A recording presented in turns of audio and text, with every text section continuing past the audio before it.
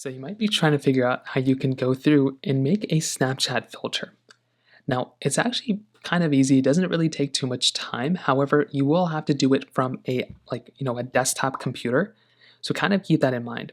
But the core of this is pretty easy. What you're going to want to do is you want to make your way over into your particular website and you want to go to, you can either Google make Snapchat filter or you can look up Snapchat Lens Studio. You want to go to the Snapchat Lens Studio website. When you do that, you're going to come into a page like this. Their Lens Studio is basically how you go through and create your particular, lenses and your filters. So here what you can do is you can kind of see the existing filters that you basically have. You can pick one that you like.